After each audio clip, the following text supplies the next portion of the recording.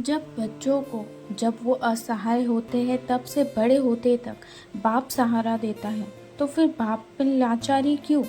मनोहर जी जल्दी जल्दी बिस्तर पर छूट गई, पेशाब को साफ करने में लगे थे ताकि बहू बेटा ना देख ले। कल ही तो बहू काजल ने नई चादर बिछाई थी और बेटे रवि को सुनाया भी था कि अगर पापा जी ने फिर से चादर खराब की तो वो नहीं साफ करेगी, भले ही घर क्यों न छोड़ना पड़े। मनोहर जी को किडनी की समस्या के चलते ऐसा कभी कभी हो जाता है। बेचारे मनोहर जी को अफसोस भी बहुत होता था।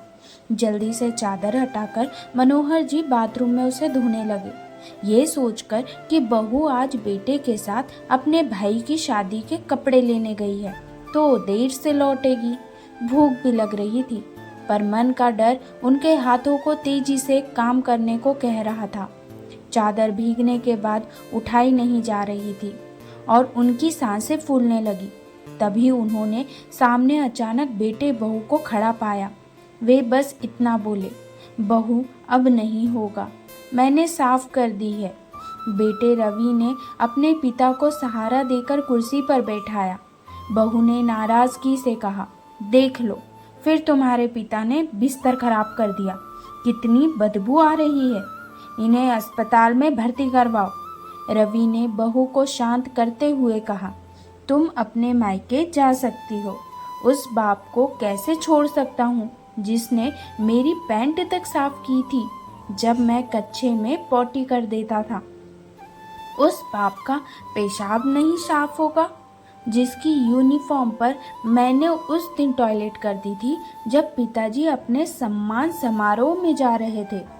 रवि ने अपने पिता को संभालते हुए कहा, चलिए पापा, आप कितने गीले हो गए हैं, ठंड लग जाएगी, आपके लिए चाय बनाता हूँ।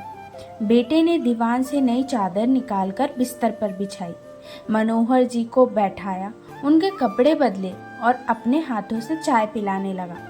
मनोहर जी के कपकपाते हाथ बेटे के सिर पर आशीर्वाद देने के लिए आ गए। उनकी आंखों से आंसू बह निकले, जिन्हें वे धोती के कोने से पोंछते जा रहे थे।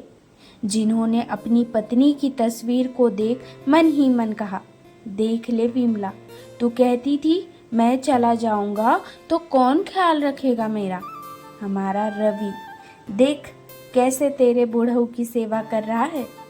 दरवाजे पर खड़ी बहू काजल भी पश्चाताप के आंसू बहा रही थी। इस घटना ने उसे एहसास दिलाया कि परिवार का हर सदस्य, चाहे कितना भी कमजोर क्यों न हो, अपने स्नेह और सम्मान के हकदार होते हैं। दोस्तों, आपको ये बाप बेटे की कहानी कैसी लगी कमेंट करके ज़रूर बताएं। चैनल पर नए हैं तो सब्सक्राइब जरूर कर लीजिए।